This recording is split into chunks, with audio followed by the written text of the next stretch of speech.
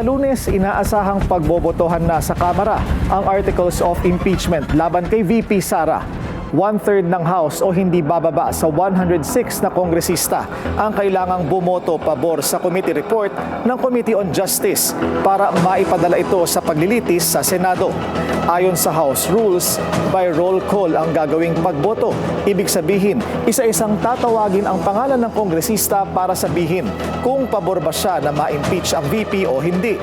Kung gugustuhin, maaari ring ipaliwanag ng kongresista ang kanyang boto.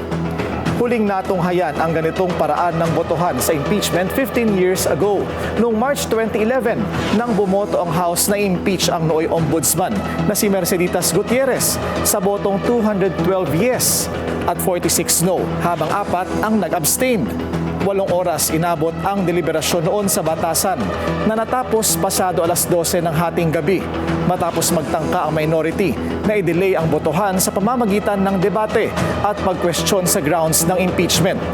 Kabilang sa mga bumoto ng no ang congresswoman na noon na si dating Pangulong Gloria Arroyo na kilalang kaalyado at siyang nag-appoint kay Gutierrez sa pwesto.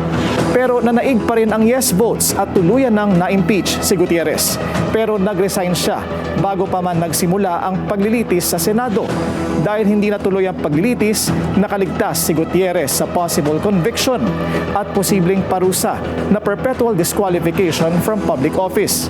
Siya na ngayon ang chairperson ng National Commission of Senior Citizens matapos italaga ni Pangulong Bongbong Marcos. Sa kaso ng pangalawang impeachment complaint ngayon laban kay VP Sara, determinado si Senate President Tito Soto na agad simulan ang trial kung saan siya ang magsisilbing presiding officer. Ipinaubaya na ng Korte Suprema sa Senado ang diskresyon sa kahulugan ng forthwith basta't reasonable o makatwiran. Anila ang panahon para simulan ang trial at walang undue delay. Kung ang mga nakaraang paglilitis ang pagbabatayan, sa Hunyo maaari nang magsimula ang trial. Sa kaso kasi ni Erap noon, November 2000 siya na-impeach ng Kamara at agad nagsimula ang trial sa Senado ng sumunod na buwan. Si late Chief Justice Renato Corona na-impeach sa Kamara noong December 2011 at nilitis sa Senado simula January 2012 na tumagal ng 44 na araw o hanggang Mayo. Bago formal na magsimula ang trial, padadalhan muna ng summons ang VP para papuntahin sa Senado at pasagutin sa Articles of Impeachment. Sa memo ng Billionaire News Channel, ipinunto ni dating Senate President Franklin Drilon na naging Senator Judge sa parehong impeachment trial ni Erap at Corona, 1 buwan lang ang inabot mula nang ma-impeach sa Kongreso sina Erap at Corona bago na nagsimula ang trial.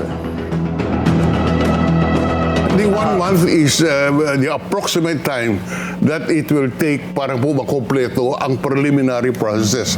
Halimbawa, yung pagsagot dahil sa, kung hindi ako nagkakamali sa rules, 10 days. Yung pag-adapt ng rules ng impeachment, mayroon din yan. So, yung 1 month po ay ang sinasabi natin, mga 1 buwan siguro bago pag-umpisa, ibig sabihin bago matawag yung isang testigo. Right. Maaaring piliin ng VP na hindi sumagot o magpakita kung nagkataon isang not guilty plea ang hihahain para sa kanya at tuloy pa rin ang trial sa schedule na itatakda ng Senado. Determinado ang kampo ng bise na ituloy ang proseso hanggang Senado. Pero yan ay kung hindi na makikialam ang Korte Suprema. Basta may issue na dapat himayin at kwentong dapat unawain, I will explain. Manatiling nakatutok sa Billionaire News Channel, sumubaybay sa aming social media accounts at mag-subscribe sa aming YouTube channel para sa mga eksklusibong balita at storya.